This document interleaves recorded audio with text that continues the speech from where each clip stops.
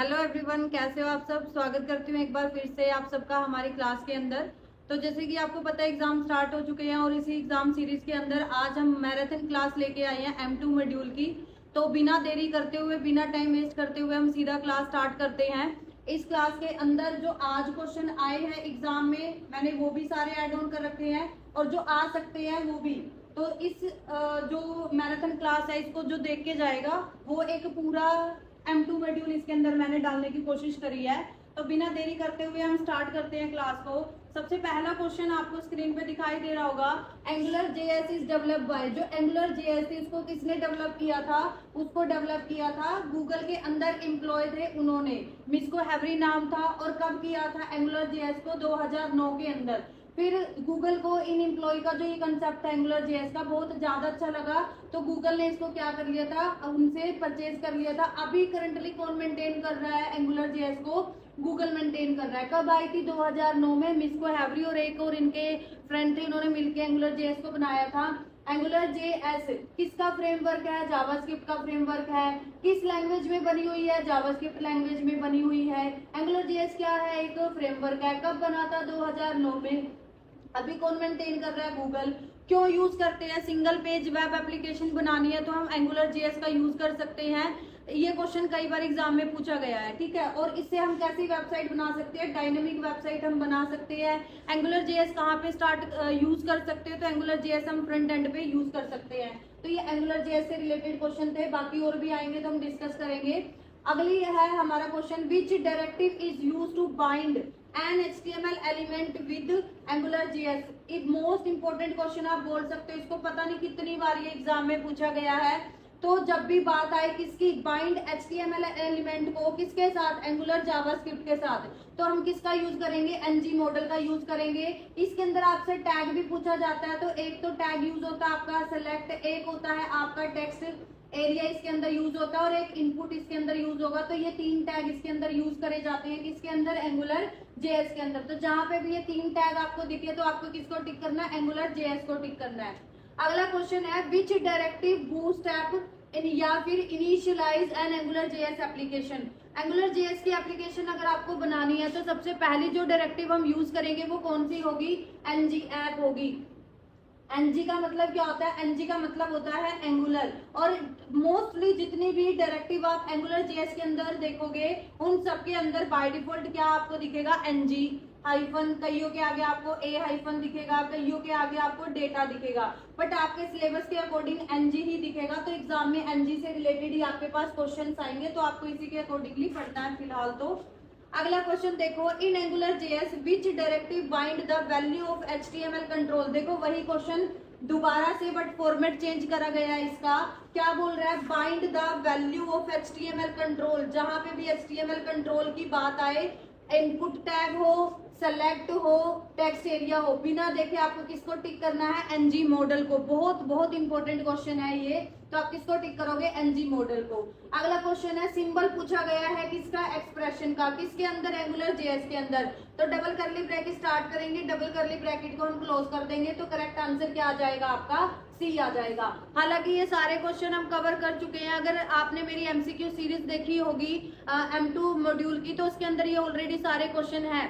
तो जिन्होंने वो सीरीज अच्छे से कर लिया तो उनकी ये रिवीजन हो जाएगी, बट जिन्होंने नहीं करी है उनकी यहाँ पे प्रिपरेशन हो जाएगी बहुत अच्छे से। तो मैं सुजेस्ट करूंगी, अभी भी टाइम है, अभी भी आप उस MCQ जो सीरीज है हमारे यूट्यूब के ऊपर, उसको आप जरूर से देखें एग्जाम देने से पहले। अगला क्वेश्चन देखो, which directive is use to create a loop. Loop का मतलब क्या होता है, जब आप कोई चीज नंबर ऑफ टाइम रिपीट कराना चाहते हो, आइटरेशन भी हो सकता है, रिपीट भी हो सकता है, उस टाइम पे आप एंगुलर जेएस में किसका यूज करते हो, एक रिपीट डायरेक्टरी होती है, आप उसका यूज करोगे। तो देख लो यहाँ पे क्वेश्चन पे, तो NG रिपीट का हम यूज करेंगे यहाँ पे। उसके बाद अगला क्वेश्चन है, angular JS is based on which architecture. जो एंगुलर जेएस है ये आपका एक आर्किटेक्चर को फॉलो करती है, और उस आर्किटेक्चर का नाम क्या है, MVC। M का मतलब क्या होता है, M का मतलब होता है मॉडल, V का मतलब क्या होता है, V का मतलब होता है व्यू, और कंट्रोलर C का मतलब होता है आपका कंट्रोलर। व्यू किसको दिखाई देता है, यूजर को। तो जो रिक्वेस्ट होती है वो सारी किसके पास जाएगी, व्यू के पास जाएगी। ये कौन है, कंट्रोलर, सबसे लोवेस्ट होता है ये, मतलब लोवेस्ट है ये व्यू के अंदर लोवेस्ट है। इसके अंदर क्या होगी, सारी कंट्रोल करने का काम कंट्रोलर का होता है। मॉडल का काम क्या होता है, अपडेट करने का काम होता है। और क्या करता है ये मॉडल और व्यू और कंट्रोलर के बीच में, जैसे मैंने यहाँ पे व्यू लिखा, बीच में कंट्रोलर लिखा और यहाँ पे क्या आ जाएगा, मॉडल आ जाएगा। तो ऐसे काम करते हैं। तो बीच में इंटरमीडिएट का काम कौन कर रहा है, आपका मॉडल। किसके बीच में, व्यू के बीच में और कंट्रोलर के बीच में। यूजर अपनी रिक्वेस्ट किसके पास भेजेगा, व्यू के पास भेजी जाती है रिक्वेस्ट। और मॉडल मॉडल किसको भेजेगा आगे फर्दर, ये वाली सारी चीजें आपकी कंट्रोलर के पास जाएगी। तो ये सारी चीजें आपको अच्छे से पता होनी चाहिए। तो मॉडल है वो किस लिए यूज किया जाता है, ये एक तो लोवेस्ट लेवल है आपका एमवीसी के अंदर, जो डेटा को मेंटेन करता है। डेटा को मेंटेन करने का काम किसका होता है, मॉडल का होता है। उसके बाद व्यू है, व्यू किसके लिए रिस्पॉन्सिबल होता है, अगर आपको डेटा कितना दिखाना है, जैसे मेरी पूरी एक वेबसाइट है, आपको डेटा कितना दिखाना है, मेरे को एक यूजर को तो पूरा वेब पेज दिखाना है, बट एक को थोड़ी सी इंफॉर्मेशन दिखानी है, तो वो आप किस में डिसाइड करते हो, व्यू में। और डेटा को मेंटेन करने का काम कौन करता है, आपका मॉडल काम करेगा। फिर कंट्रोलर का क्या काम है, कंट्रोलर का काम है, ये भी क्या है आपका, कंट्रोल करने का काम करता है। किसके बीच में, interaction between model and view. Model और व्यू के बीच में जो भी इंटरेक्शन होती है आपकी, वो कौन करता है, आपका यही करता है सारा। ठीक है, तो ये आपको अच्छे से क्लियर हो जाना चाहिए। एमवीसी वैसे तो आपसे एग्जाम में यही पूछा जाता है, आर्किटेक्चर का क्या काम होता है, तो आपको अच्छे से क्लियर होनी चाहिए ये चीजें। अगला क्वेश्चन देखो, which directive is use to define a controller in Angular JS. Angular JS के अंदर अगर आपको कंट्रोलर डिफाइन करना है तो आप किसका यूज करोगे, एनजी कंट्रोलर डायरेक्टिव होती है, हम उसका यूज करेंगे। ठीक है, आज स्पीड थोड़ी सी आपको ज्यादा लग रही होगी, मे बी क्यों, क्योंकि हम क्वेश्चन कर चुके हैं। आज हम सिर्फ यहाँ पे क्या कर रहे हैं, रिवीजन कर रहे हैं। उसके बाद अगला है, angular JS is primarily use for, किस लिए यूज करते हैं हम, सिंगल वेब एप्लीकेशन बनाने के लिए। तो सिंगल पेज एप्लीकेशन या सिंगल वेब पेज एप्लीकेशन बनाने के लिए आप किसका यूज करते हो, एंगुलर जेएस का यूज कर सकते हो। अगला है, which directive is use to execute custom behaviour when an element is click. Click से रिलेटेड है यहाँ पे, जब कस्टम बिहेवियर आपको चेंज वगैरह करना है तो आपके कौन सी डायरेक्टिव का यूज कर सकते हो, एनजी क्लिक डायरेक्टिव का आप यूज कर सकते हो। अगला क्वेश्चन है, which of the following statement about angular JS filter is correct. इसके बारे में पूछा गया कौन सी करेक्ट है, फिल्टर के बारे में। तो फिल्टर आपको पता है, हम अपनी फोटो वगैरह क्लिक करते हैं तो फिल्टर क्यों करते हैं हम, ताकि बैकग्राउंड चेंज कर सके, ब्राइटनेस को बढ़ा सके, कॉन्ट्रास्ट को कम कर सके, अकॉर्डिंग टू रिक्वायरमेंट हम फिल्टर का यूज करते हैं। तो मेन मकसद क्या हुआ फिल्टर को यूज करने का, कि अगर हमें फॉर्मेटिंग वगैरह करनी है तो हम फिल्टर का यूज करते हैं। तो देख लो, फिल्टर स्टोर तो बिल्कुल भी नहीं करता, वैलिडेट भी नहीं करता और राउटिंग भी नहीं करता, तो क्या बचा, फॉर्मेट करता है डेटा की डिस्प्ले करने के लिए। अगला है, which tag is used to insert image. Image अगर आपको इंसर्ट करनी है तो इमेज अगर यहाँ पे एसआरसी स्पेस होता तो ये ठीक हो जाता, बट अभी नहीं है, ये वाला भी नहीं है। इसको देख लेते हैं, बैकग्राउंड कलर येलो दे रखा है और यहाँ पे इसने क्या कर रखा है, इमेज टैग को यूज कर रखा है, तो करेक्ट आंसर आपका सी बन जाएगा यहाँ पे। अगला है, what does CSS stand for. CSS का मतलब क्या होता है, देखो ध्यान से देखो, कंप्यूटर कलरफुल क्रिएटिव नहीं है, यहाँ पे बैकग्राउंड कलर दे रखा है और आगे क्या दे रखा है, कास्केडिंग स्टाइल शीट। तो करेक्ट आंसर क्या आ जाएगा आपका, डी करेक्ट आंसर आ जाएगा।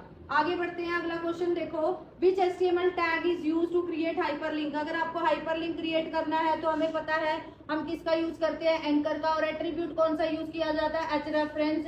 और उसके बाद जो स्क्रीन पे दिखाना है और एंकर टैग को क्लोज कर दो। तो ये वाला सिंटेक्स देख लो कहाँ पे आपका आ रहा है, यहाँ पे। तो यहाँ पे लिंक नहीं होता, एच रेफरेंस नहीं होता, हाइपर रेफरेंस भी नहीं होता, तो एंकर टैग आप यूज करते हो। तो करेक्ट आंसर क्या आ जाएगा आपका, डी आ जाएगा। अगला देखो, what is the purpose of add dollar scope in Angular JS. Angular JS में स्कोप ये वेरिएबल होता है, इसका यूज कब करते हैं, जब हमें कनेक्ट करना है कंट्रोलर को व्यू के साथ। कंट्रोलर विद व्यू के साथ अगर हमें कनेक्ट करना है, डेटा अगर हमें फैच करना है, कंट्रोलर से व्यू के पास डेटा लेके आना है, तो हम किसका यूज करेंगे, डॉलर स्कोप वेरिएबल का यूज किया जाता है। किसके अंदर किया जाता है, एंगुलर जेएस के अंदर हम यूज करते हैं इसको। ये सर्विस है एक तरह से।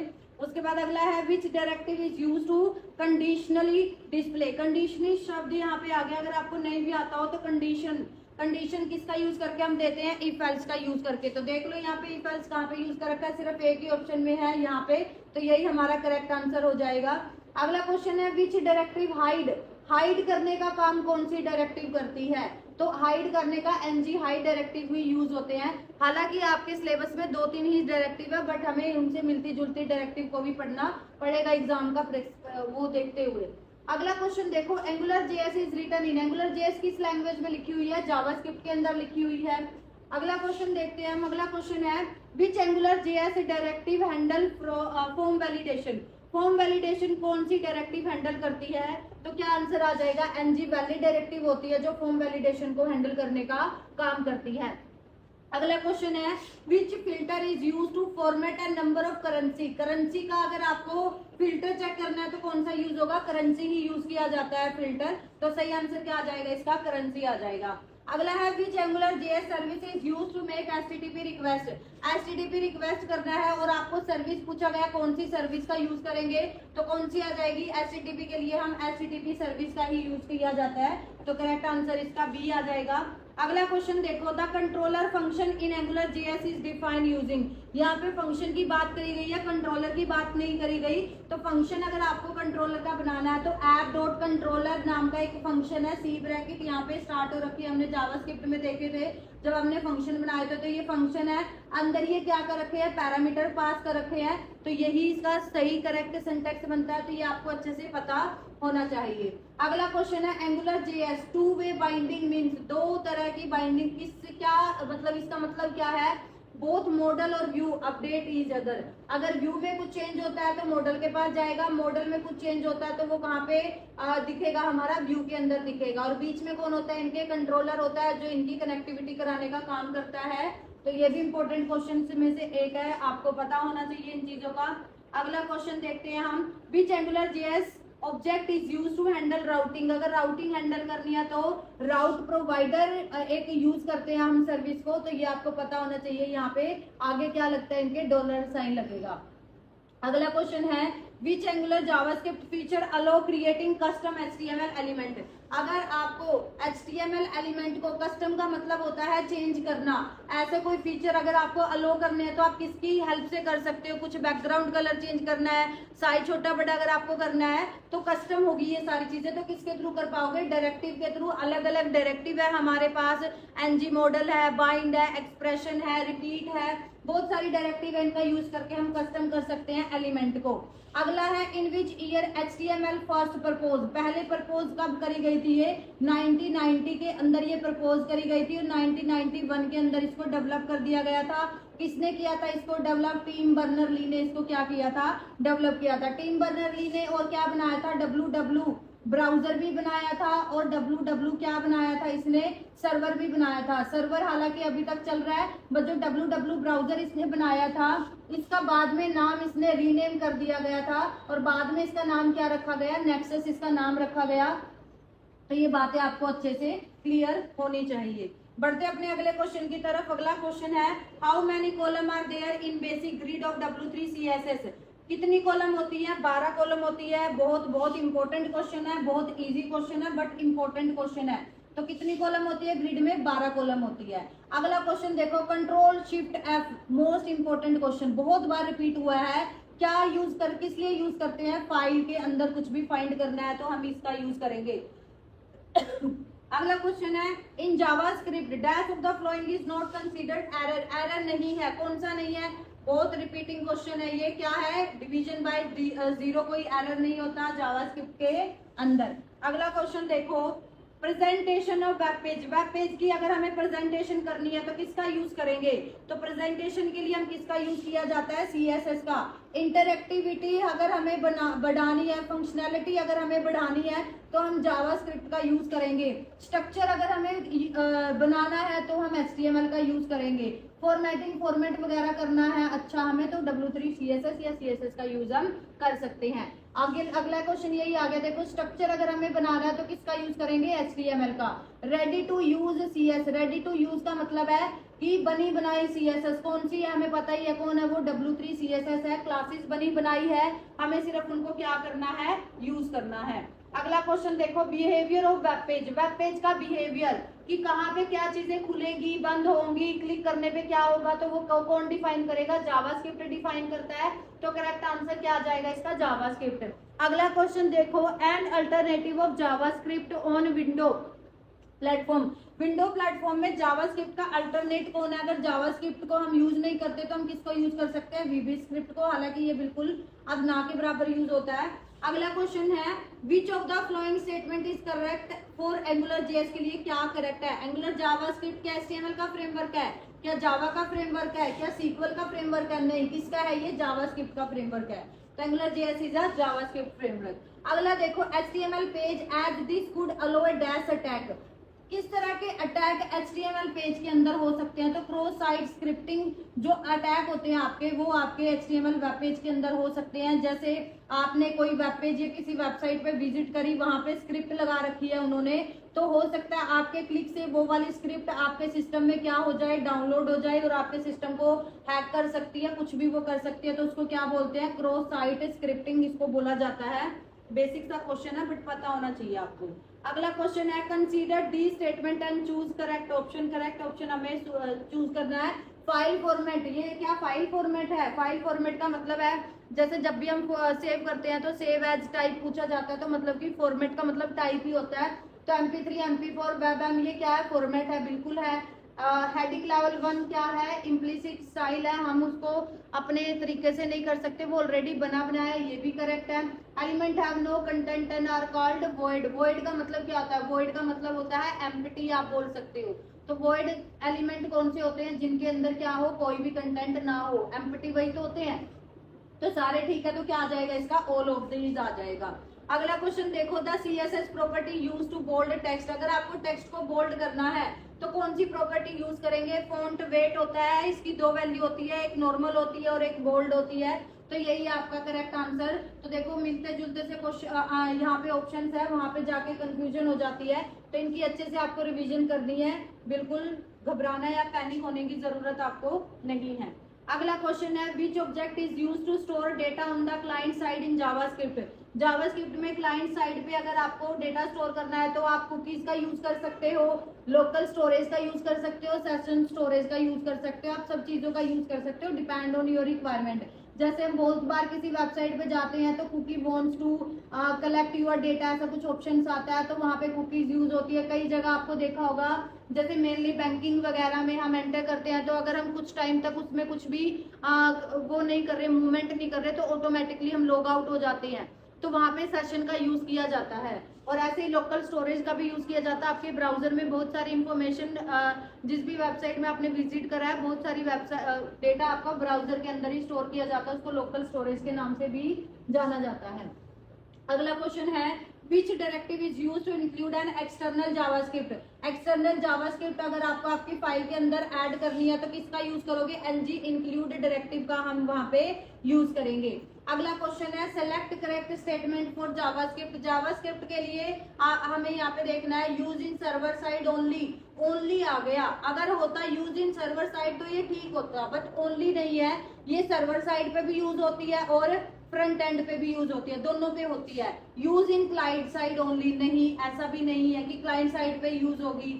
थर्ड कोर्स क्या है? Both client and server side, दोनों जगह पे हम क्या कर सकते हैं? इसका यूज कर सकते हैं। तो करेक्ट आंसर इसका सी आ जाएगा। अगला क्वेश्चन देखो क्या बोलता है। अगला क्वेश्चन है the offline blog editor develop by.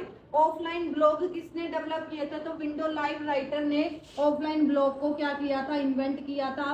अगला क्वेश्चन है व्हेन वो CSS फर्स्ट, मतलब कि CSS वर्जन 1 बोल सकते हैं, लेवल 1 बोल सकते हैं, कुछ भी हो सकता है, तो कब आई थी? 1996 में आ गई थी। इसमें फॉन्ट से रिलेटेड सारी चीजें आपकी पहला जो वर्जन आया था CSS में बताई गई थी। अगला क्वेश्चन क्या है? टेक्स्ट और code editor that is develop by Microsoft. ऐसा एडिटर जो माइक्रोसॉफ्ट ने डेवलप किया था वो क्या है? आपका VS कोड। और कौन सा है जो विंडो के साथ बाय डिफॉल्ट आता है? वो है आपका नोटपैड। जो विंडो आप डाउनलोड करते हो, इंस्टॉल करते हो, बाय डिफॉल्ट आपको ये मिलेगा, इसको इंस्टॉल करने की जरूरत नहीं है। अगला क्वेश्चन है which HTML tag is use to create a hyperlink. Hyperlink के लिए हमें पता है एंकर टैग का यूज किया जाता है, बिना देखे हम इसको टिक कर सकते हैं। अगला है which one is valid for W3 CSS। तो W3 हाइफन पैनल यूज कर सकते हैं, टेक्स्ट शेडो भी यूज कर सकते हैं, कलर बैकग्राउंड के लिए यूज होती है, तो सारे ही ठीक है, तो डी आ जाएगा यहाँ पे। अगला है how many time on load event. On load का मतलब होता है कि ये मेरी एक वेबसाइट है और मैंने मतलब यूआरएल यहाँ पे कई सारे दिए, इस यूआरएल पे क्लिक किया तो एक वेबसाइट खुलती है, तो उस पे जितने इवेंट होंगे जो मैंने ऑन लोड पे लगा रखे होंगे, तो जब ये पेज लोड होगा ना तभी वो इवेंट फायर होंगे, उसके बाद वो फायर नहीं होंगे। तो जो ऑन लोड इवेंट है वो सिर्फ एक बार ही आपका एग्जीक्यूट होगा, तो वन टाइम एग्जीक्यूट होता है, बार बार नहीं होगा। मीन्स जितनी बार आप उस पेज को लोड करोगे ना उतनी बार आपका ऑन लोड इवेंट क्या हो जाएगा, एग्जीक्यूट होगा ही होगा। अगला है द मॉडल इज, मॉडल क्या है, मॉडल के अंदर क्या होता है, ये एमवीसी की बात कर रहे हैं यहाँ पे, कलेक्शन ऑफ डेटा। तो मॉडल के अंदर क्या होता है, आपका डेटा होता है बहुत सारा।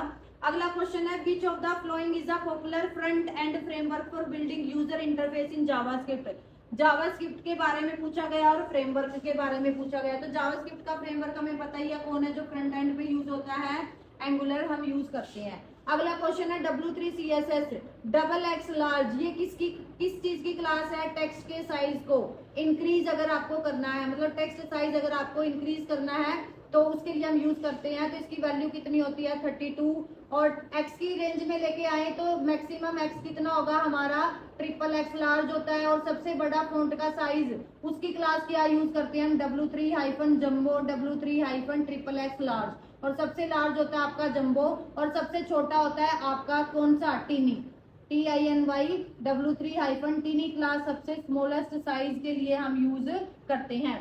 अगला क्वेश्चन देखो, अगला क्वेश्चन क्या बोलता है, how are tones created in image, image के अंदर टोन्स कैसे क्रिएट की जाती है। जब भी कोई ग्रे यूज किया जाता है, ऐड किया जाता है किसी भी कलर में, तो आप टोन क्रिएट कर सकते हो इमेज के अंदर, तो ए इसका करेक्ट आंसर आ जाएगा। अगला क्वेश्चन देखो, what is a primary use of CMS का यहाँ पे कंटेंट मैनेजमेंट सिस्टम यहाँ पे बोला गया है। इसका जो करेक्ट यूज है वर्डप्रेस की साइट में जैसे हम यूज करते हैं, तो क्या है, अगर हमें मार्केटिंग करनी है, डिजिटल कंटेंट को ऑर्गेनाइज करके रखना है, तो हम CMS का यूज कर सकते हैं, मैनेजिंग डिजिटल कंटेंट। डिजिटल कौन सी होते हैं, हमारी वेबसाइट वगैरह, ये सारी डिजिटल तो ही है, इनको अगर हमें मेंटेन करना है, अच्छे से मैनेज करना है, तो हम CMS का यूज कर सकते हैं। अगला क्वेश्चन है EDU डोमेन, EDU किस लिए यूज होता है, एजुकेशन के लिए हम इसका यूज करते हैं, तो करेक्ट आंसर क्या आ जाएगा, एजुकेशन डोमेन इसका करेक्ट आंसर आ जाएगा। अगला है how many digit in an HTTP error, जो HTTP एरर है वो कितनी डिजिट का होता है, तो 3 डिजिट का होता है हमारा, जैसे 204 हो जाएगा और 201 हो जाएगा, ये सारे एरर्स है हमारे जो 3 डिजिट के होते हैं मेनली। अगला क्वेश्चन है हमारा W3C स्टैंडर्ड स्पेसिफिक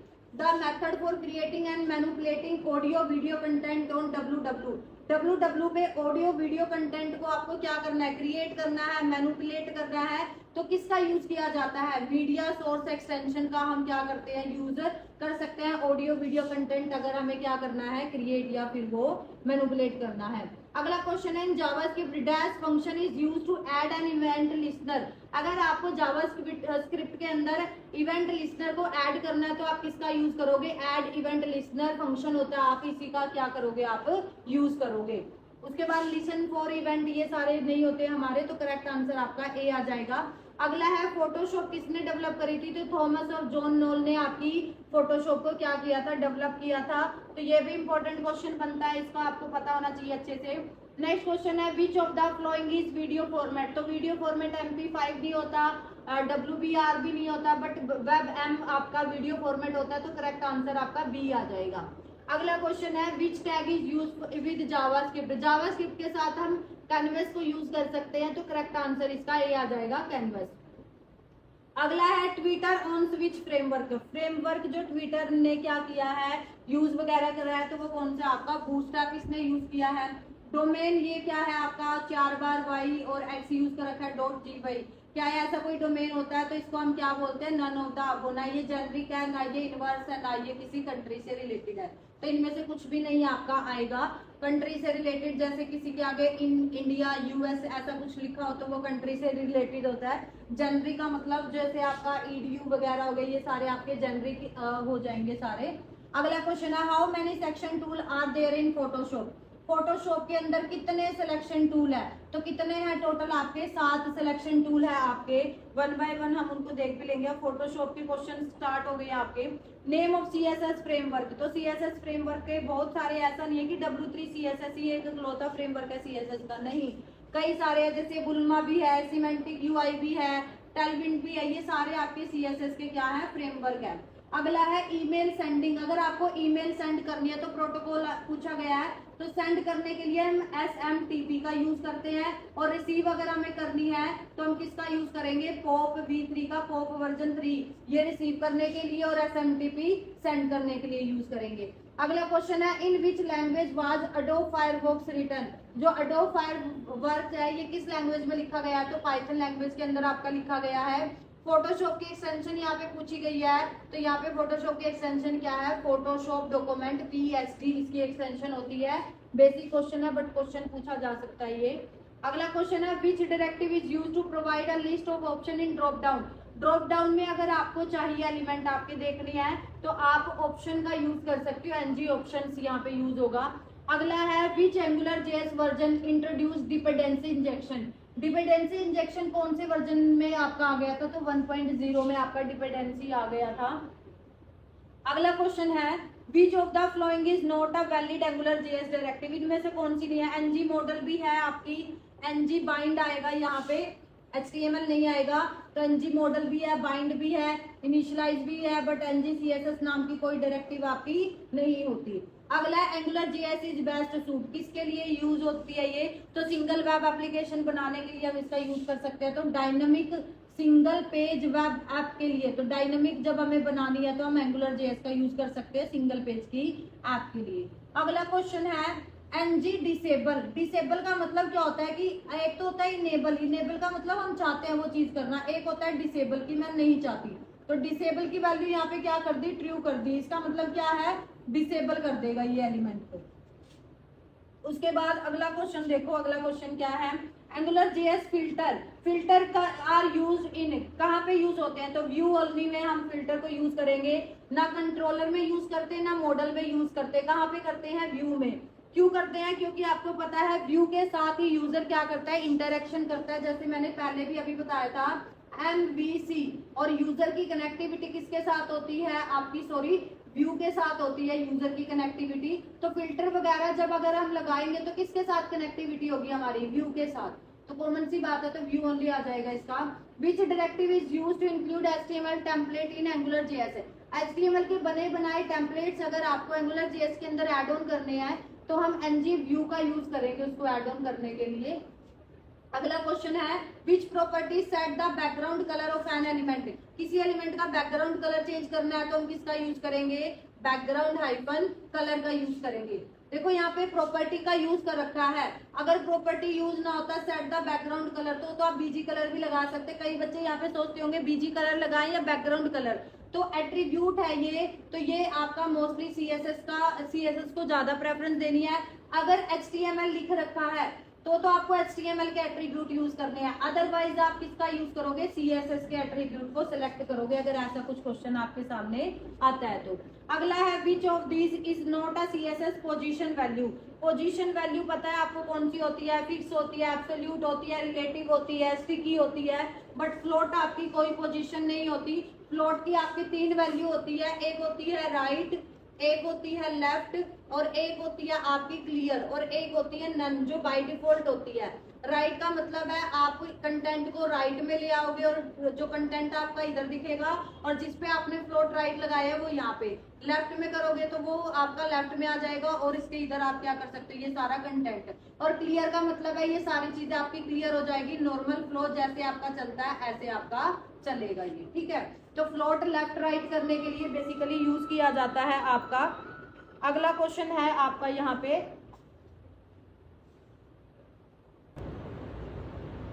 तो अगला क्वेश्चन है how do you make a list appear horizontal. अगर आप लिस्ट को हॉरिजेंटली अपीयर करना चाहते हो, ऐसे हॉरिजेंटल में दिखे, तो उसके लिए आपको पूछा गया कौन सी प्रॉपर्टी यूज करेंगे, तो डिस्प्ले इनलाइन या फिर इनलाइन ब्लॉक का यूज करेंगे। अगर हम ब्लॉक का यूज करेंगे तो वो ऐसे आपकी वर्टिकल में दिखेंगी। इनलाइन का मतलब है जितनी उसको स्पेस चाहिए उतना ही लेगा, बाकी वो दूसरों के लिए छोड़ देता है, दूसरे एलिमेंट आ सकते हैं। हॉरिजेंटल ऐसा नहीं होता, एब्सोल्यूट पोजीशन भी हम यूज नहीं करेंगे, तो करेक्ट आंसर इसका क्या आ जाएगा, बी आ जाएगा। अगला क्वेश्चन देखो इसके अंदर, अगला क्वेश्चन है आपका which selector target all P inside a div. Div के अंदर जितने भी पी है उनको आपको टारगेट करना है, तो कौन सा है ये, कितनी बार ये एग्जाम के अंदर क्वेश्चन आ चुका है, इंपॉर्टेंट क्वेश्चन है। तो div क्या है आपका पेरेंट है और p आपका क्या है चाइल्ड, और ये कौन सा आपका डिसेंडेंट सेलेक्टर है आपका। अगर बोलता ओनली p तो यहाँ पे चाइल्ड सेलेक्टर यूज होता है div, और उसके बाद हम यूज करते हैं ग्रेटर देन का साइन। तो div के अंदर जितने p इसके डायरेक्ट चाइल्ड है उनको ये फोकस करता। अगला है which properties use to add space inside. जब भी इनसाइड की बात आए तो किसको टिक करेंगे हम, पैडिंग को टिक करते हैं हम, ये भी हम अच्छे से पढ़ चुके हैं। अगला क्वेश्चन है what is the correct syntax to link external CSS. External CSS पहली बात तो किसके अंदर यूज होती है, हेड टैग के अंदर यूज होती है। इसके बाद कौन सा टैग यूज किया जाता है, लिंक टैग यूज किया जाता है। इसके 3 एट्रीब्यूट होते हैं। सबसे पहला एट्रीब्यूट है एच रेफरेंस, उसके बाद है आरएल रिलेशन यूज होता है, और तीसरा एट्रीब्यूट होता है इसका टाइप। तो ये 3 एट्रीब्यूट होते हैं आपके लिंक के जो इंटरनल सीएसएस को ऐड ऑन करने के लिए यूज किए जाते हैं। तो आरएल, एच रेफरेंस और टाइप आपका मैंडेटरी नहीं होता। तो करेक्ट आंसर क्या आ जाएगा यहाँ पे, बी आपका करेक्ट आंसर आ जाएगा। अगला क्वेश्चन देखो विच सूडो क्लास स्टाइल है होवरेबल लिंक। अगर आपको होवर लगाना है क्लिक करने पे किसी भी लिंक के ऊपर तो आप कौन सी क्लास का यूज करोगे, होवर क्लास का यूज करेंगे हम। वो किसके ऊपर लगाना है वो डिपेंड करता है, एक्टिव पे लगाना है, लिंक पे लगाना है, विजिटेड पे लगाना है, किस पे लगाना है। अगला क्वेश्चन है Bootstrap is mainly written in which language. तो सीएसएस और सास लैंग्वेज के अंदर इसको लिखा गया है। अगला क्वेश्चन है विच क्लास इन बूटस्ट्रैप। हालांकि आपके सिलेबस में नहीं है बट हल्का फुल्का एक आधी क्लास आपको देखनी है, तो कौन सी आएगी यहाँ पे, कोल MD4 का यूज करेंगे हम अगर हमें रिस्पॉन्सिव ग्रिड कॉलम यूज करनी है। किसके अंदर, बूटस्ट्रैप के अंदर। अगला क्वेश्चन देखो क्या बोलता है। अगला क्वेश्चन है where is client side JavaScript code is embedded with in HTML document. HTML document के अंदर आपका जो क्लाइंट साइड है जावास्क्रिप्ट ये कहाँ पे है, तो एक URL that use special JavaScript protocol हम यूज करते हैं अगर आपको HTML डॉक्यूमेंट के अंदर क्या करना है, एम्बेड करना है जावास्क्रिप्ट को। अगला क्वेश्चन है which class make a bootstrap button green. अगर आपको बूटस्ट्रैप के अंदर बटन का कलर क्या करना है, ग्रीन करना है, तो आप बटन सक्सेस क्लास का यूज कर सकते हो। इसके अंदर भी सारी बनी बनाई क्लासेस यूज होती हैं जिनको हम यूज कर सकते हैं। अगला क्वेश्चन है which of the following is not a CSS framework. अभी हमने देखा था बुल्मा भी होता है, फाउंडेशन भी होता है, मेटेरियलाइज भी होता है, बट फ्लैक्स कोई CSS का फ्रेमवर्क नहीं होता। तो करेक्ट आंसर इसका क्या आ जाएगा, बी करेक्ट आंसर आ जाएगा। अगला क्वेश्चन देखो which method display a popup box with message भी साथ में शो करता है, तो वो कौन सा है आपका, अलर्ट। अगर क्वेश्चन आ जाए वार्निंग अगर आपको शो करनी है तो कौन सा यूज करेंगे हम, फिर भी अलर्ट का। कई बार यहाँ पे देखो console.log है तो आपको इसको देख के डरना नहीं है, या तो एग्जाम में लिखा है document.write या लिखा है console.log, दोनों का एक ही मतलब होता है। और यहाँ पे भी हम अपना मैसेज प्रिंट कराते थे, इसके अंदर भी जो भी हमें प्रिंट कराना है वो हम लिखेंगे।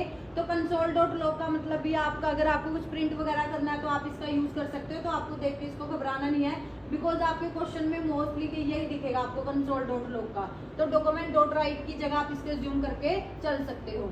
अगला क्वेश्चन है कमेंट पूछ रखे हैं जावास्क्रिप्ट में, तो डबल स्लैश का यूज करते हैं हम जावास्क्रिप्ट में कमेंट के लिए। ये किसका कमेंट है, ये है आपका HTML के लिए यूज करते हैं, और ये किसके लिए यूज करते हैं हम, CSS का। और हैश का यूज नहीं होता इसके अंदर। तो ये 3 लैंग्वेज है, तीनों के कमेंट आपके मैंने बता दिए, इनको देख लेना, आ सकता है कमेंट का क्वेश्चन आपके पास। अगला है what is the output of type of. ये आपको ये स्क्वायर ब्रैकेट दे रखी है, तो ये क्या है आपका, एरे है। जब भी स्क्वायर ब्रैकेट में दिखे तो ये क्या होता है आपका एरे, जब करली ब्रैकेट में दिखे तो वो क्या होता है ऑब्जेक्ट। और इन दोनों का टाइप अगर आप देखोगे तो क्या दिखेगा आपको, ऑब्जेक्ट दिखेगा। अगला क्वेश्चन देखो विच of the following is looping structure in JavaScript. JavaScript में लूप कौन सा है, अनटिल कोई लूप नहीं होता, रिपीट नहीं होता, लूप फॉर नहीं होता, फॉर लूप तो होता बट लूप फॉर नहीं होता, वाइल फिर करेक्ट आंसर आ जाएगा। अगला क्वेश्चन देखो व्हाट विल 3 डबल इक्वल और उसके बाद स्ट्रिंग के अंदर है। देखो ये 3 और ये 3, ये क्या है आपकी, ये है आपकी इंटीजर मतलब नंबर डेटा टाइप में है। ये आपका कौन सा डेटा टाइप है, स्ट्रिंग डेटा टाइप है। हालांकि वैल्यू दोनों की सेम है बट डेटा टाइप दोनों की क्या है, अलग अलग है। तो ये क्या रिटर्न करेगा, ट्रू। क्यों, क्योंकि यहाँ पे क्या यूज कर रखा है, डबल इक्वल यूज कर रखा है। डबल इक्वल क्या करता है, ओनली चेक करेगा किसको, सिर्फ वैल्यू को चेक करेगा। अगर होता है यहाँ पे ट्रिपल इक्वल और ऐसा कुछ दिया होता आपको तो ये क्या होता है यहाँ पे फॉल्स। क्यों, क्योंकि ये टाइप भी चेक करता है और साथ में वैल्यू दोनों ही चेक करेगा आपका ये। तो यहाँ पे इसने डबल है तो ये सिर्फ क्या चेक करेगा, सिर्फ वैल्यू। वैल्यू तो वैल्यू दोनों की इक्वल है तो क्या आंसर आ जाएगा, ट्रू आंसर आ जाएगा। अगला क्वेश्चन देखो, which method add an item to the end of an array. Array के एंड में अगर आपको ऐड करना है तो आप किसका यूज करोगे, पुश का आप यूज करोगे। अगला क्वेश्चन है आपका, what is web publishing. Web publishing आपकी बुक का पहला जो पेज है, पहला ही चैप्टर है उसमें है ये। वेब पब्लिशिंग का मतलब क्या होता है, uploading and maintaining content on a website. Website के ऊपर कंटेंट को मेंटेन करके रखना और अपलोड करना, उसी को क्या बोला जाता है, वेब पब्लिशिंग बोला जाता है। अगला क्वेश्चन है, which of the following is required for web publishing. Web publishing अगर आपको करनी है तो क्या होना चाहिए आपके पास, प्रोसेसर, मोबाइल, एंटीवायरस, क्या सर्वर, क्योंकि सर्वर के ऊपर ही तो आप उसको पब्लिश करोगे, विदाउट सर्वर आप कर ही नहीं सकते। अगला क्वेश्चन है, FTP in web publishing is use. FTP का मतलब है फाइल ट्रांसफर। तो फाइल जब भी आपको ट्रांसफर करनी है तो आप एफटीपी का यूज कर सकते हो। जब भी आपको कोई फाइल क्या करनी है, अपलोड करनी है, मीन्स फाइल जब भी अपलोड करनी है, डाउनलोड करनी है, तो आप किसका यूज करोगे, एफटीपी का यूज करोगे। अगला क्वेश्चन देखो क्या बोलता है, which software is use to manage and publish web content. Web content आपको क्या करने हैं, मैनेज भी करने और पब्लिश भी करने हैं, तो हम किसका यूज करेंगे, सीएमएस का भी आया था पीछे। डिजिटल कंटेंट को मैनेज करने के लिए हम सीएमएस का यूज कर सकते हैं, कंटेंट मैनेजमेंट सिस्टम। इंटरनेट पे कंटेंट डिजिटली अगर आपको मैनेज करना है तो इसका यूज किया जाता है। अगला क्वेश्चन है, which of the flowing not a web publishing tool. Web publishing मतलब कि इंटरनेट पे जब हम उसको डाल रहे होते हैं, अपलोड कर रहे होते हैं, तो इनमें से कौन सा टूल आपका यूज नहीं होता। तो वर्डप्रेस आप वेबसाइट बनाते हैं, जुमला के अंदर भी करते हैं, ड्रूपल के अंदर भी, पर पेंट का कोई यूज नहीं होता जब कोई आप वेबसाइट वगैरह कुछ भी कर रहे होते हो। तो सी इसका करेक्ट आंसर आ जाएगा। अगला क्वेश्चन है, what is the main benefit of using CMS for web publishing. Content यहाँ पे अभी हमने देखा ही है, कंटेंट मैनेजमेंट सिस्टम अगर आप वेब पब्लिशिंग में यूज कर रहे हो तो क्या बेनिफिट है, इससे आपका जो कंटेंट है, क्रिएशन आपका क्या हो जाएगा, इजी हो जाएगी। आप इजीली जो कंटेंट है उसको क्या कर सकते हो, क्रिएट कर सकते हो, बनी बनाई टेम्पलेट आपको मिल जाएंगे, आपको उसके अंदर क्या करनी है, सिर्फ एडिटिंग करनी है। अगला क्वेश्चन है, which of the flowing protocol is commonly used in web publishing. Web publishing में कॉमनली प्रोटोकॉल कौन सी यूज होती है आपकी, तो एफटीपी, फाइल्स वगैरह ट्रांसफर करनी है, सर्वर से लेके आनी है या सर्वर के पास ट्रांसफर करनी है फाइल्स वगैरह, तो हम कौन सी प्रोटोकॉल मेनली यूज करते हैं, एफटीपी प्रोटोकॉल का यूज किया जाता है। अगला क्वेश्चन है, what is the role of domain name in web publishing. Domain क्या होता है, डोमेन का मतलब जैसे मैंने यहाँ पे लिखा www, जैसे आप कोई भी वेबसाइट होती है तो जैसे सबसे पहले आपकी क्या होती है, प्रोटोकॉल होता है, फिर सर्वर होता है, फिर यहाँ पे डोमेन का नेम होता है। डोमेन का नेम मतलब उसका मतलब क्या होता है, किसी भी वेबसाइट का नाम। जैसे मैंने यहाँ पे लिखा amazon.com, तो ये क्या है, इसका डोमेन है। www क्या होता है, सर्वर। http क्या होती है, प्रोटोकॉल। तो ये सारी चीजें आपको अच्छे से पता होनी चाहिए। तो डोमेन क्या बताता है, किसी भी वेबसाइट का यूनिक नेम जिसकी हेल्प से आप उस वेबसाइट तक रीच कर सकते हो, पहुंच सकते हो। तो to identify a website address, website के एड्रेस को कौन बताएगा, क्या होता है वेबसाइट का एड्रेस, डोमेन ही होता है। अगला क्वेश्चन है, the process of making a website accessible विया द इंटरनेट। अगर आप चाहते हो किसी वेबसाइट को इंटरनेट के थ्रू एक्सेस करना, तो आपको क्या करना पड़ेगा, उसको होस्ट करना पड़ेगा। होस्ट का मतलब है आपको उसको सर्वर के ऊपर अपलोड कराना पड़ेगा, तभी तो उसको वर्ल्ड वाइड हम क्या कर सकते हैं, देख सकते हैं। तो करेक्ट आंसर इसका क्या आ जाएगा, सी आ जाएगा। अगला क्वेश्चन देखते हैं। अगला क्वेश्चन है, which file type is typically the home page of a website. Home page किसी भी वेबसाइट का पहला पेज, उसको क्या बोला जाता है, index.html बोला जाता है, या फिर home.html भी इसके अंदर हम क्या करेंगे, बोल सकते हैं।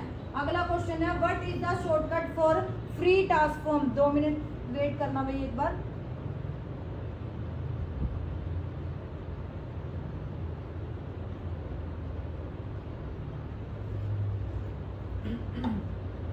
अगला क्वेश्चन है, what is the shortcut for free transform. Free transform tool अगर आपको फोटोशॉप के अंदर यूज करना है तो उसके लिए कौन सी शॉर्टकट यूज करेंगे, Ctrl+Alt+T का हम यूज करेंगे। अगला क्वेश्चन है, which file format support transparency in Photoshop. Photoshop के अंदर ट्रांसपेरेंसी अगर आपको सपोर्ट करनी है, मतलब बैकग्राउंड का कलर वलर उसका जो फोटो का वो ना दिखे, तो उसके लिए हम PNG मोस्टली यूज करते हैं। तो सही आंसर क्या आ जाएगा इसका, PNG आ जाएगा। अगला क्वेश्चन है, what does the dodge tool do in Photoshop. जो डॉज टूल है वो फोटोशॉप फोटोशॉप के अंदर क्या करता है, वो अगर जैसे ये मेरी यहाँ पे ये इतना सा एरिया, ये इतनी बड़ी इमेज है मेरी, बट मेरे को सिर्फ इतने से एरिया को ही क्या करना है, लाइट करना है। तो आप इतने एरिया को सिलेक्ट कर सकते हो अगर आपको उसको क्या करना है, लाइट करना है। तो डोज टूल का यूज कब करेंगे, लाइट करेंगे। किसको, स्पेसिफिक एरिया को, पूरी को नहीं, जितने को आप सिलेक्ट करोगे उतने को होगा। अगला क्वेश्चन है, अगर आपको ब्लेमिशेस रिमूव करनी है इमेज से, फिर कौन से टूल का यूज करेंगे, तो स्पॉट हीलिंग ब्रश टूल होता है, फिर हम उसका यूज करेंगे अगर हमें ब्लेमिशिंग वगैरह हटानी है तो। अगला है, which option is use to combine all visible layer, जितनी भी लेयर है विजिबल है उन सबको कंबाइन करनी है तो किसका यूज करेंगे हम, मर्ज विजिबल का हम क्या कर सकते हैं, यूज कर सकते हैं। अगला क्वेश्चन है, what is the function of the crop tool, crop का मतलब अनवांटेड पोर्शन अगर हम रिमूव करना चाहते हैं तो हम क्रॉप टूल का यूज कर सकते हैं। अगला क्वेश्चन है, which menu allow you to apply filter like blur sharpen, अगर आपको क्या करने हैं, फिल्टर अप्लाई करने हैं तो आप किसका यूज करोगे, फिर हम फिल्टर का ही ऑप्शन होता है फोटोशॉप में, उस पर क्लिक करेंगे तो नंबर ऑफ फिल्टर आपके सामने आ जाएंगे, ब्लर, शार्पन, डिस्टोर्ट, ये सारे, तो हम फिल्टर ऑप्शन का ही यूज करेंगे इसके अंदर। अगला है, which panel allow you to manage layer visible and stacking, आपकी लेयर विजिबल भी और स्टैक भी हो जाए तो हम कौन से पैनल का यूज कर सकते हैं, लेयर पैनल का हम यूज कर सकते हैं, जिससे हम लेयर के अंदर क्या कर सकते हैं, जैसे ये लेयर विंडो होती है हमारी, ये सारी लेयर होती है, साइड में यहाँ पे आई बटन लगा होता है, अगर मैं इस पर क्लिक कर दूं तो वो हाइड हो जाएगी, दोबारा क्लिक करूं तो वो शो हो जाएगी, यहाँ से न्यू लेयर ले सकते हैं, इसको डिलीट भी कर सकते हैं, तो ये सारे ऑप्शन होते हैं हमारी लेयर के अंदर। अगला क्वेश्चन है, what is the default background colour in Photoshop, वैसे तो बाय डिफॉल्ट कलर होता है आपका व्हाइट और डिपेंड करता है आपने कौन सा चूज कर रखा है, तो ट्रांसपेरेंट होता है व्हाइट, डिपेंड ऑन सेटिंग की आपने क्या सेटिंग कर रखी है वही आपका क्या मिलेगा, बाय डिफॉल्ट कलर भी मिलेगा। अगला क्वेश्चन है, what is the shortcut to duplicate a layer, अगर आपको लेयर को डुप्लीकेट करना है फिर आप कौन सी शॉर्टकट कीज का यूज करोगे, Ctrl+J का हम फिर यूज करेंगे। अगला क्वेश्चन है, what does the magic band tool do, magic band tool किसका यूज कब यूज करते हैं, जब हमें सिमिलर एरिया या फिर सिमिलर कलर को सेलेक्ट करना है तो हम किसका यूज करेंगे, मैजिक बैंड का। जैसे मेरी ये बहुत बड़ी पिक्चर है और इस पिक्चर में मेरे को यहाँ पे ये एक जैसा कलर है, मेरे को इसे एक जैसे कलर को ही क्या करना है, सेलेक्ट करना है, तो मैजिक टूल आपका इसका बाय डिफॉल्ट ऐसे सेलेक्ट करता हुआ चलेगा, सेम सिलेक्शन करने के लिए कलर्स की। अगला है, which Photoshop tool is use for drawing, drawing करने के लिए या तो आप ब्रश का यूज करोगे या फिर आप यूज करोगे पेंसिल का या पेन का, तो हम या तो ब्रश टूल का या फिर पेन टूल का, तो सही आंसर वैसे इसका पेन टूल बनता है हमारा। लेसो टूल हमारा सिलेक्शन के लिए यूज होता है, क्लोन टूल हमारा डुप्लीकेट बनाने के लिए होता है और ब्रश आपका पेंटिंग करने के लिए यूज होता है। तो ड्रॉ अगर आपको कुछ लिखना विखना है तो आप पेन का यूज यहाँ पे कर सकते हो। अगला क्वेश्चन है, what does feather do to a selection, feather tool का क्या यूज होता है, अगर आपको सॉफ्टनेस, जैसे फेदर का मतलब क्या होता है, पंख टाइप में होता है, बहुत मुलायम होता है इसका मतलब, तो सॉफ्टनेस अगर आपको एजेस बढ़ानी है अपनी इमेज की तब आप इसका यूज कर सकते हो। अगला क्वेश्चन है, which command is use to do undo the last action, अगर आप अंडू करना चाहते हो लास्ट एक्शन को, और एप्लीकेशन में हम किसका यूज करते हैं, Ctrl+Z का, बट फोटोशॉप में किसका यूज करेंगे, Ctrl+Alt+Z का यूज किया जाता है अगर आपको अंडू करना है तो। अगला है, which of the following is not a selection tool, इनमें से कौन सा सिलेक्शन टूल नहीं है। सिलेक्शन टूल मैंने आपको सारे अच्छे से करके दिखाए थे प्रैक्टिकली, तो लेसो टूल होता है हमारा, मार्क्यू टूल भी होता है, मैजिक बैंड टूल भी होता है सिलेक्शन में, बट ग्रेडियंट टूल नहीं होता। ग्रेडियंट टूल क्या होता है, कलर कॉम्बिनेशन होता है, दो या दो से ज्यादा कलर को जब आप कंबाइन करके एक नई शेप लेके आना चाहते हो तो आप ग्रेडियंट टूल का यूज कर सकते हो। अगला क्वेश्चन है, in which menu is the hue saturation adjustment found, hue और सैचुरेशन आपका किसके अंदर होता है, इमेज के अंदर एडजस्टमेंट का ऑप्शन मिलेगा, उसके अंदर आपको ह्यू सैचुरेशन का ऑप्शन मिलता है। कई बार एग्जाम में क्वेश्चन ये रिपीट हो चुका है, इंपॉर्टेंट क्वेश्चन है ये। अगला क्वेश्चन है आपका, what is a smart object in Photoshop, smart object का मतलब क्या होता है फोटोशॉप के अंदर, a layer that preserve image data, जो इमेज के डेटा को प्रिजर्व करके रखती है, उसको खराब नहीं होने देती, तो उसको स्मार्ट ऑब्जेक्ट हम फोटोशॉप में बोल सकते हैं। अगला है, विच CSS property set the background colour, CSS property पूछ रखी है तो क्या यूज करेंगे, बैकग्राउंड हाइफन कलर का हम यूज करेंगे सिंपल। अगला है यहाँ पे Z index property. Z index क्या करती है, स्टैक प्रॉपर्टी, मतलब कि एक के ऊपर दूसरा, दूसरे के ऊपर तीसरा, ऐसे ये सारे हमने सीएसएस वाले चैप्टर में अच्छे से करे थे। तो स्टैक ऑर्डर ऑफ एलिमेंट हम इसका यूज कर सकते हैं। अगला क्वेश्चन है आपका इसके अंदर, अगला है which CSS properties use to make text bold. अगर आपको टेक्स्ट बोल्ड करना है तो कौन सी प्रॉपर्टी यूज करेंगे, फॉन्ट वेट और कॉलन लगा के क्या लिख देंगे, बोल्ड लिख देंगे। तो हमारी सही आंसर क्या आ जाएगा, सी आ जाएगा। अगला क्वेश्चन है what value of position allow you to place an element exactly where you want.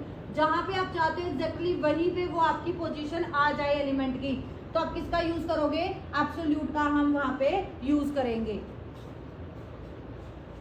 क्या किसका यूज करेंगे हम वहां पे, एब्सोल्यूट का यूज करेंगे। अगला क्वेश्चन है which CSS property set the space between character.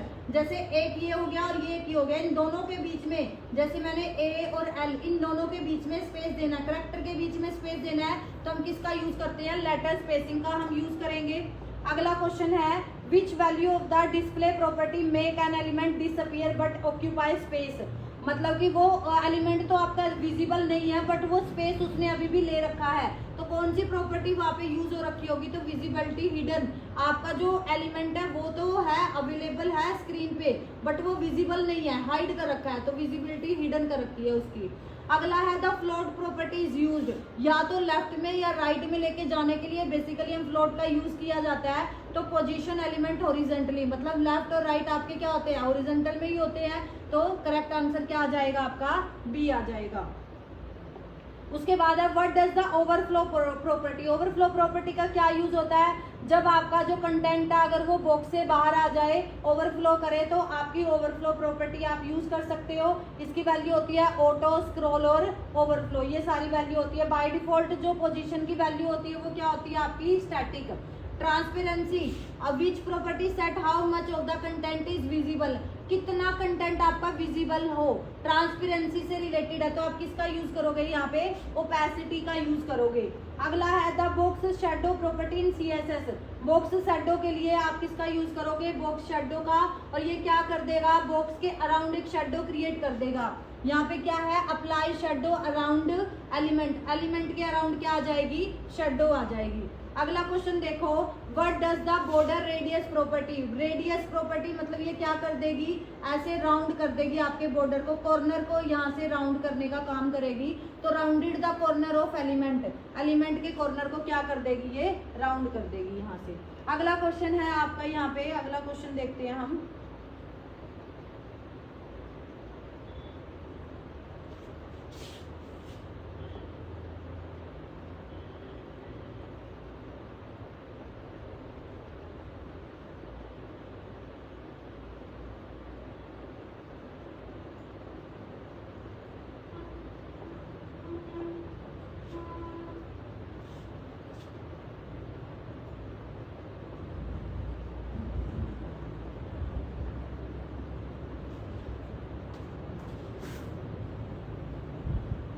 जो मोस्ट इंपॉर्टेंट है वो मैं पहले आपको बता रही हूँ यहाँ पे। तो क्वेश्चन है यहाँ पे, आउटपुट पूछी गई है, ऐसे क्वेश्चन कई बार एग्जाम में पूछे जाएंगे आपसे। यहाँ पे क्या है, एक फंक्शन यूज कर रखा है एन नाम का, डॉक्यूमेंट डॉट राइट 2 + 5 और प्लस यहाँ पे क्या है, स्ट्रिंग है, तो 2 + 5 क्या हो जाएगा 7, और ये स्ट्रिंग है। जब आप इंटीजर और स्ट्रिंग को कनकैट करते हो तो यहाँ पे 7 और 8 का अर्थमेटिक नहीं करना, ये क्या कर देगा, कनकैट कर देगा। तो करेक्ट आंसर इसका क्या आ जाएगा, 78। अगर यहाँ पे ऐसा होता 4 + 4 फिर आंसर क्या आता है आपका 44। तो ये वैसे मैंने प्रैक्टिकली आपको बता रखे हैं, ऐसे क्वेश्चन कई बार आपके पूछे जाते हैं, तो इनको आपको अच्छे से पता होना चाहिए। जैसे अगला क्वेश्चन 4 प्लस और ये स्ट्रिंग है, इनको जोड़ेंगे तो 8 नहीं आएगा, क्या आंसर आएगा 44 आंसर आ जाएगा। ये क्वेश्चन आपको बहुत अच्छे से ध्यान से पढ़ने हैं, ऐसे क्वेश्चन कई बार एग्जाम में पूछे जाते हैं। अगला है which event is use by checkbox. Checkbox में कौन सी इवेंट का यूज किया जाता है, तो क्लिक का हम यूज करते हैं, क्योंकि कई सारे अगर आपके ऐसे चेकबॉक्सेज, ये चेकबॉक्सेज अगर आपके बने हुए हैं तो इनमें कौन सा इवेंट यूज होता है, क्लिक इवेंट यूज करते हो। Method to get input from user, user से अगर आपको इनपुट यूज करनी है तो किसका यूज करेंगे हम, प्रॉम्प्ट का यूज किया जाता है। अलर्ट का यूज आप कभी करोगे जब आपको वार्निंग मैसेज देना है, ग्रीटिंग मैसेज देना है, कोई मैसेज शो कराना है आपकी वेबसाइट के ऊपर, तब आप अलर्ट का यूज करोगे यहाँ पे। अगला क्वेश्चन है आपका जावास्क्रिप्ट इज आ, पता नहीं कितनी बार ये क्वेश्चन रिपीट हो चुका है, one of the important question आप इसको बोल सकते हो। जावास्क्रिप्ट आपकी कैसी लैंग्वेज है, तो ऑब्जेक्ट ओरिएंटेड नहीं, इसका सही आंसर ऑब्जेक्ट बेस आ जाएगा। तो ये क्वेश्चन आपको अच्छे से करना है। अगला क्वेश्चन है आउटपुट ऑफ कोड, एक्स की वैल्यू क्या है 5, वाई की वैल्यू क्या है 1। यहाँ पे ऑब्जेक्ट क्रिएट कर दिया इन्होंने, क्यों, क्योंकि करली ब्रैकेट ले रखी है, एक्स एक वेरिएबल और एक्स की वैल्यू क्या दे दी इन्होंने 10 विद ऑब्जेक्ट अलर्ट वाई, लेकिन प्रिंट किसको करा रखा है वाई को, और वाई की वैल्यू क्या है 1 है। तो आपको कुछ नहीं देखना, ये देखा करो प्रिंट किसको कराया, तो प्रिंट किसको कराया है वाई को, तो सही आंसर इसका क्या आ जाएगा 1 आ जाएगा। Conditional expression is also known, conditional expression को और क्या बोलते हैं इमीडिएट इफ भी बोला जाता है। तो करेक्ट आंसर क्या आ जाएगा इसका डी आ जाएगा। ए ब्लॉक ऑफ जेएस स्टेटमेंट, एक ब्लॉक का मतलब होता है नंबर ऑफ स्टेटमेंट जिसके अंदर हो, एक अकेली स्टेटमेंट कभी भी ब्लॉक में नहीं काउंट होती। तो यहाँ पे क्या होगा कंडीशनल ब्लॉक को भी आप ब्लॉक बोल सकते हो, block that combine multiple statement, तो दोनों ही आपकी ठीक हो जाएगी ए और बी, तो करेक्ट आंसर क्या आ जाएगा सी। उसके बाद function and were are known as, जब भी हम कोई फंक्शन बनाते हैं या वेरिएबल बनाते हैं तो हम ये दोनों कीवर्ड का यूज करते हैं, तो इनको आप और क्या बोल सकते हो डेक्लेरेशन स्टेटमेंट भी आप इनको बोल सकते हो।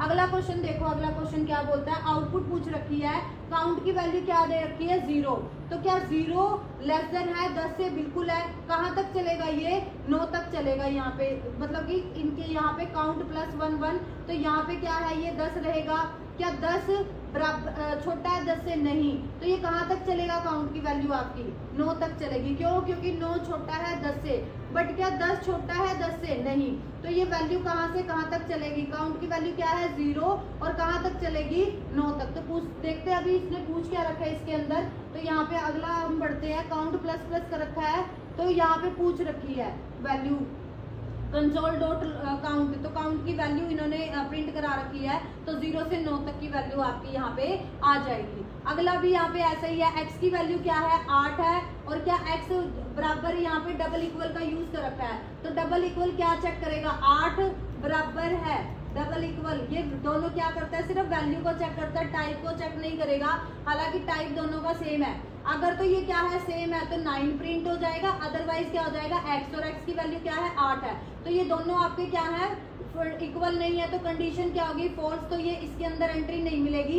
एल्स वाला पार्ट चलता है आपका, कब चलेगा एल्स वाला पार्ट, जब आपकी कंडीशन क्या हो जाती है फॉल्स, तो करेक्ट आंसर क्या आ जाएगा इसका 8 आ जाएगा। अगला क्वेश्चन देखो, अगला क्वेश्चन क्या बोलता है, अगले क्वेश्चन में भी आउटपुट पूछ रखी है, आउटपुट ऑफ कोड, यहाँ पे वैर ग्रेड सी दे रखा है, और यहाँ पे ग्रेड की वैल्यू क्या आ जाएगी सी, ए भी नहीं है बी भी नहीं है सी है, सी की वैल्यू क्या है 8 है, तो डॉक्यूमेंट डॉट राइट रिजल्ट इन्होंने प्रिंट करा रखा है, तो आंसर क्या आ जाएगा आपका यहाँ पे 8 आंसर आ जाएगा। तो देख लो, तो यहाँ पे क्या आ जाएगा 8 आंसर आ जाएगा। अगला क्वेश्चन है आउटपुट ऑफ कोड, तो आउटपुट यहाँ पे x की वैल्यू 3 है, y की 2 है, z की 0 है, तो क्या x बराबर x क्या है 3, y क्या है आपका 2, क्या 2 3 बराबर 2 है, नहीं है, कंडीशन क्या हो गई फॉल्स। फिर अगली कंडीशन चेक करेगा, y की वैल्यू क्या है 2 और x की वैल्यू क्या है 3, क्या 2 बराबर है 3, नहीं है, ये भी फॉल्स हो गई, तो पहली भी फॉल्स दूसरी भी फॉल्स। जब सारी फॉल्स हो जाती है तब हमारा एल्स पार्ट चलता है, और एल्स में क्या प्रिंट करा रखा है z, और z की वैल्यू क्या है 0, तो क्या आंसर आ जाएगा 0 आंसर आ जाएगा आपका। अगला क्वेश्चन देखो, अगला क्वेश्चन क्या बोलता है, if variable names are the same which one take precedence, variables का नाम आपके सेम है, किसके, 2 टाइप के वेरिएबल होते हैं, एक लोकल होते हैं, ग्लोबल होते हैं।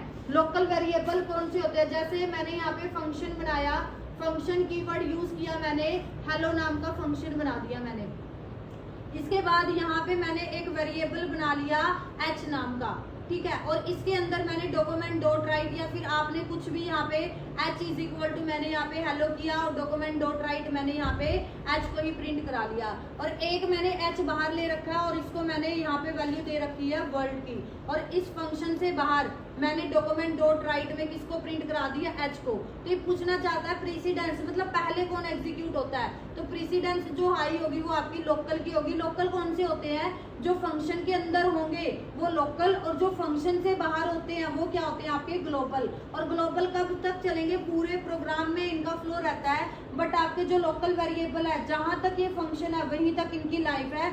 जैसे ही कंट्रोल फंक्शन से बाहर आता है, लोकल वैल्यू वेरिएबल जितने भी होंगे वो मेमोरी से डिस्ट्रॉय किए जाते हैं आपके। क्लियर है। अगला क्वेश्चन देखो, विच वेरिएबल इज वोलाटाइल। वोलाटाइल यहाँ पे पूछा गया कौन सा है, तो म्यूटेबल का मतलब होता है जिनको आप चेंज कर सकते हो, तो वो क्या होते हैं आपके वोलाटाइल होते हैं। तो ये क्वेश्चन भी इजी है बट आपको पता होना चाहिए। अगला क्वेश्चन है, which number object function return the numbers value. Numbers value कौन देगा आपको, तो वैल्यू ऑफ एक फंक्शन होता है जो आपको क्या करेगा, number object function as a number value return करेगा। तो इसका करेक्ट आंसर क्या आ जाएगा, बी आ जाएगा। अगला है, in JS x double equal y, identity operator equality operator देख रहा है ये है या नहीं है, तो वैल्यू इक्वालिटी ओनली। वैल्यू और टाइप किसमें चेक होता है, जब ट्रिपल इक्वल आप यूज करोगे वहां पे। यहाँ पे डबल इक्वल है तो सिर्फ वैल्यू आपकी चेक होगी यहाँ पे। अगला क्वेश्चन है, output of the code. String 1 में 40 है और वैल्यू यूनिट में क्या है आपकी 50 है, तो स्ट्रिंग 1 प्लस वैल्यू तो कनकैट कर देगा 40 50, आपका आंसर आ जाएगा। अगला है, in JavaScript what will be use for calling function definition expression. उसको क्या बोलेंगे जब आप कॉलिंग फंक्शन डेफिनेशन एक्सप्रेशन जो होता है उसको क्या बोला जाता है, फंक्शन लिटरल बोला जाता है। कई बार आप फंक्शन का नाम नहीं लेते, सीधा ही फंक्शन कीवर्ड यूज कर देते हैं हम। जैसे मैंने सीधा ही फंक्शन कीवर्ड यूज कर दिया, मैंने यहाँ पे कोई फंक्शन का नाम नहीं दिया, तो इसको क्या बोलेंगे, फंक्शन लिटरल इसको बोला जाता है। तो ये आपको पता होना चाहिए। अगला है, which statement is suitable to check if the pattern match with the string.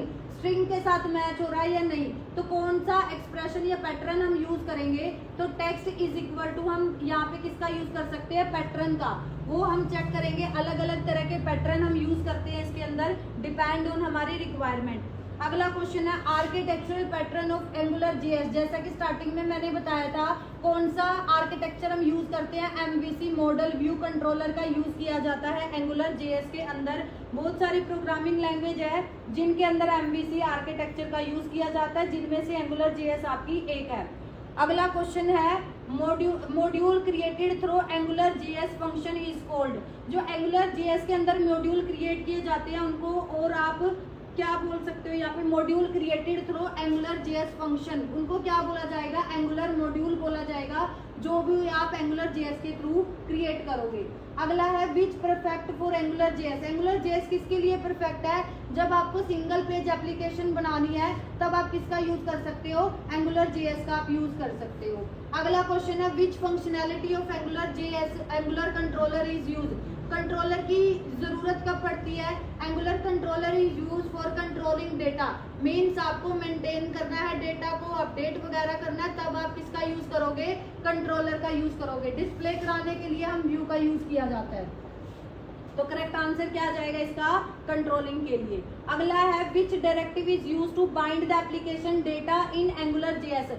Bind application data Angular JS के साथ, तो बाइंडिंग का काम हमारी कौन सी डायरेक्टिव करती है, एनजी बाइंड डायरेक्टिव करेगी। अगला है, एंगुलर जेएस सपोर्ट किस कम्युनिटी को सपोर्ट करता है, एंगुलर जेएस किस को कौन कम्युनिटी सपोर्ट करती है, तो गूगल इसको सपोर्ट करती है। एंगुलर जेएस कैसा है आपका, फ्रंट एंड वेब फ्रेमवर्क है। ओपन सोर्स का मतलब आपको साथ में क्या मिलता है, सोर्स कोड भी साथ में मिलेगा।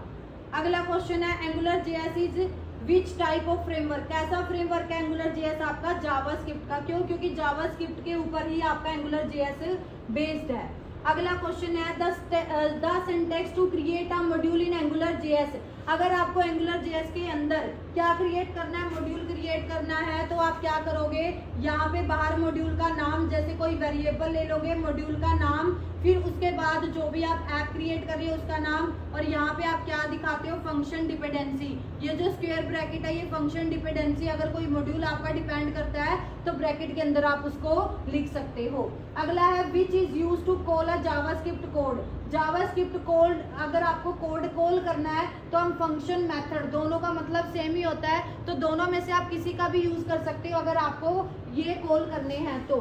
अगला क्वेश्चन है, हम क्या कर सकते हैं यहाँ पे ng हाइफन x हाइफन और डेटा हाइफन का यूज कर सकते हैं डायरेक्टिव के लिए, बट मोस्टली आपने ng हाइफन को ही देखा होगा, बट ये तीनों हम यूज कर सकते हैं एंगुलर जेएस के अंदर।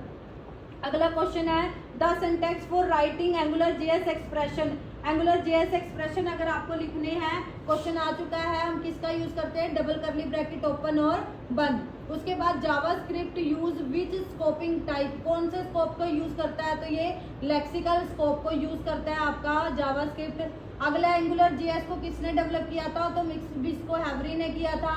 कब किया था, 2009 के अंदर किया था। अभी करंट कौन मेंटेन कर रहा है इसको, गूगल मेंटेन कर रहा है। किस लिए, डायनेमिक वेबसाइट बनाने के लिए, सिंगल वेब पेज एप्लीकेशन अगर आपको बनानी है तो। अगला ng app directive is use to start an Angular JS application. App ng app का यूज करते हैं अगर आपको कोई एप्लीकेशन स्टार्ट करनी है तो। एंगुलर जेएस किसका यूज करता है, अलग अलग डायरेक्टिव का यूज करता है। तो थोड़ा सा उन डायरेक्टिव के बारे में यहाँ पे है। ng ऐप का यूज कब करेंगे, इनिशियलाइज के लिए, मतलब एप्लीकेशन को इनिशियलाइज करने के लिए। init इसको इनिशियलाइज डायरेक्टिव बोलते हैं। जब भी आपको वेरिएबल वगैरह डिक्लेयर करना है, इनिशियलाइज करना है डेटा को, तो आप इसका यूज करोगे। मॉडल का यूज कब करोगे, जब आपको बाइंड करनी है HTML कंट्रोल को एप्लीकेशन डेटा के साथ या एंगुलर जेएस के साथ, तब आप ng मॉडल का यूज करोगे। एंगुलर जावास्क्रिप्ट क्या है, it extend HTML with directive. Directive का यूज कर सकते हो आप, एक्सप्रेशन का यूज कर सकते हो। सिंगल पेज एप्लीकेशन बनाने के लिए इसका यूज किया जाता है। मिस्को हैवरी ने इसको डेवलप किया था 2009 के अंदर, और अभी इसको कौन मेंटेन कर रहा है, गूगल मेंटेन कर रहा है। अगर आपको एंगुलर जेएस यूज करनी है तो किसका यूज किया जाता है, स्क्रिप्ट टैग का यूज किया जाता है। और स्क्रिप्ट टैग आपका कहाँ पे यूज होगा, हेड के अंदर आप यूज करोगे।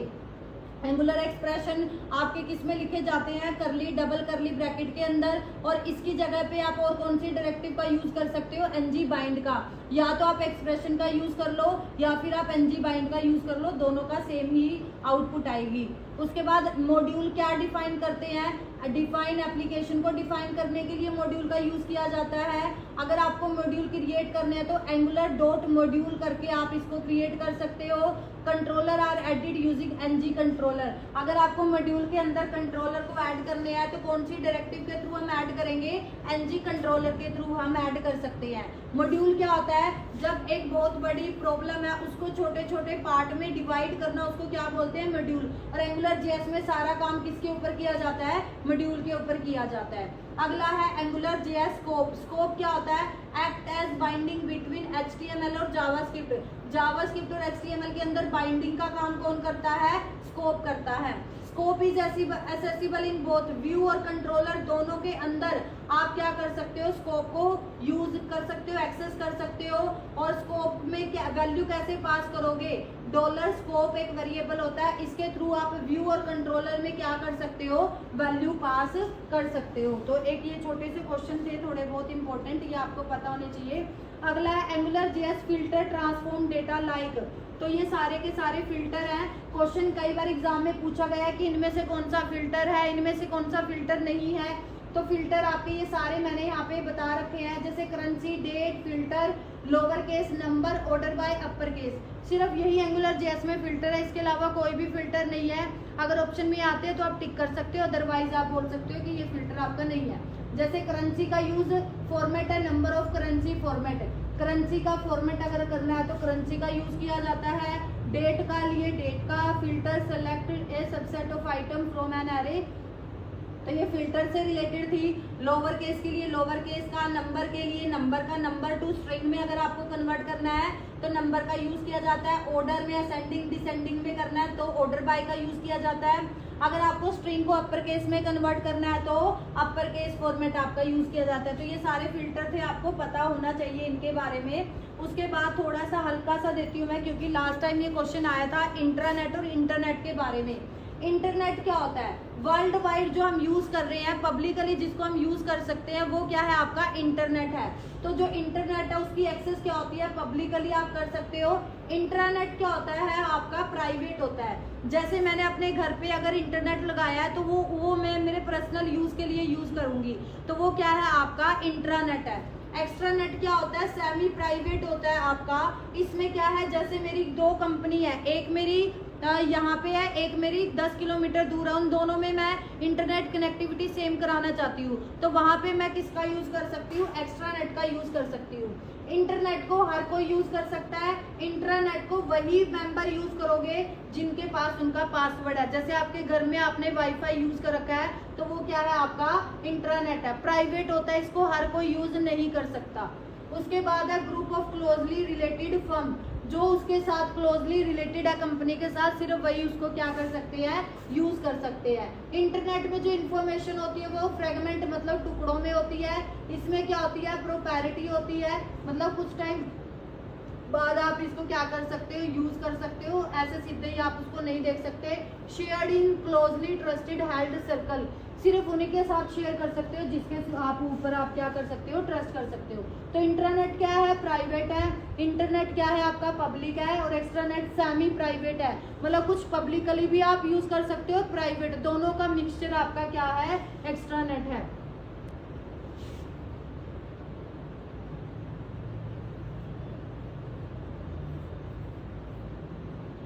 और एक होता है आपका डेफर। ये दोनों किसके एट्रीब्यूट है आपके, ये है आपके जावा स्क्रिप्ट में जो स्क्रिप्ट टैग यूज करते हो ना आप, उसके एट्रीब्यूट है। इनकी जो वैल्यू होती है वो होती है बुलियन में। बुलियन का मतलब या तो ट्रू होगा या फॉल्स होगा। पहले आपका क्या था, ये दोनों एट्रीब्यूट यूज नहीं करे जाते थे। जब तक ये दोनों एट्रीब्यूट यूज नहीं होते थे, सपोज करो आपका ये HTML का डॉक्यूमेंट है, इसके अंदर आपने यहाँ पे HTML डॉक्यूमेंट कंटेंट यूज कर रखा है, बीच में आपने क्या कर रखी है, स्क्रिप्ट यूज कर रखी है, उसके बाद फिर क्या है आपका HTML डॉक्यूमेंट है, कंटेंट है। तो जैसे ही ये पार्सिंग स्टार्ट होती है, पार्सिंग का मतलब होता है मशीन लैंग्वेज में कन्वर्जन इनकी स्टार्ट करता है कौन, ब्राउजर। जब इनकी पार्सिंग स्टार्ट होती है तो इतना तो इजीली पार्सिंग हो जाएगी, क्यों, क्योंकि ये किस में है आपका, HTML में, इतना किस में है, ये स्क्रिप्ट में, और नीचे फिर कौन है आपका, HTML कंटेंट है, इतना तो इजीली पार्सिंग हो जाएगी। बट जैसे ही ब्राउजर को स्क्रिप्ट दिखेगी, HTML कंटेंट की पार्सिंग ये वहीं पे स्टॉप कर देगा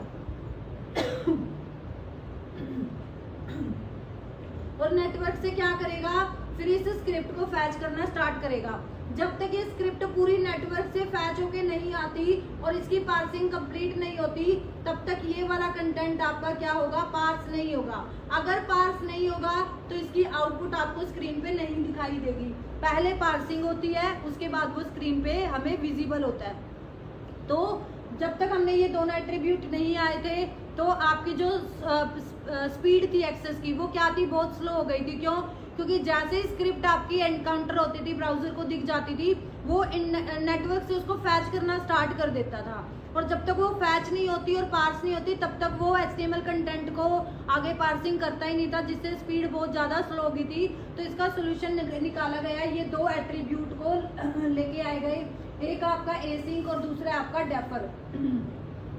अगर आपने डेफर एट्रीब्यूट यूज किया है, तो जैसे ये आपका HTML कंटेंट है, ये आपका स्क्रिप्ट है, उसके बाद फिर आपका HTML कंटेंट है, तो ये वाला पार्स हो जाएगा, स्क्रिप्ट आपकी पार्स हो जाएगी, और ये HTML भी आपका पार्स हो जाएगा। बट ये आपकी एग्जीक्यूट कब होगी, जब आपका पूरा का पूरा HTML कंटेंट क्या होगा, कंप्लीटली पार्स हो जाएगा, शो हो जाएगा। डेफर में क्या होगा, कंप्लीट पार्सिंग होती है पहले HTML की, उसके बाद आपके स्क्रिप्ट की पार्सिंग होगी, पहले नहीं होती। बट एसिंक में क्या होगा, इसमें आपका HTML कंटेंट भी पार्स होगा, प्लस अगर जैसे ही स्क्रिप्ट दिखेगी, स्क्रिप्ट भी आपकी क्या हो जाएगी, पार्स होना स्टार्ट हो जाएगी। तो इसमें साथ साथ में होती है एसिंक्रोनसली, इसके अंदर आपकी स्क्रिप्ट भी क्या होगी, पार्सिंग होगी। तो इन दोनों में सिर्फ यही फर्क होता है, वो पहले HTML कंटेंट को पार्स करता है और एसिंक में दोनों आपके पैरेलली चल जाते हैं। तो ये सिर्फ यही फर्क होता है इन दोनों के बीच में, डेफर में और एसिंक में। अगर पेपर में आ जाए तो आपको ध्यान रखना है, एसिंक पैरेलली करता है और आपका डेफर पहले HTML को करेगा, उसके बाद वो किसको करेगा, स्क्रिप्ट को करेगा। और ये दोनों के दोनों किस में यूज होते हैं, एक्सटर्नल जावास्क्रिप्ट में यूज होते हैं, और दोनों का जो ऑर्डर होगा एक्सेस का, स्क्रिप्ट का, पार्सिंग का, वो क्या होता है, सेम होता है। जैसे 1 2 3 होगा तो 1 2 3 ही होगा दोनों में। तो आई होप आपको ये क्लियर हो गए होंगे। इन क्वेश्चंस को आपको बहुत अच्छे से ध्यान से पढ़ना है, रिवाइज करना है, पैनिक होने की ज़रूरत बिल्कुल भी नहीं है।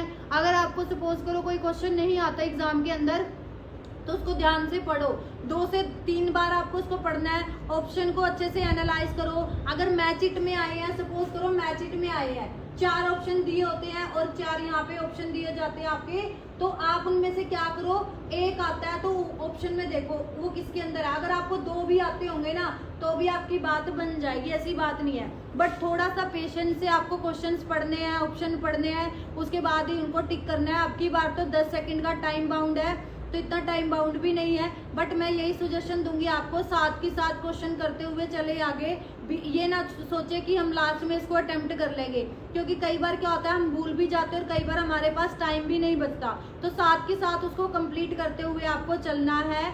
All the best for your exam. Thank you.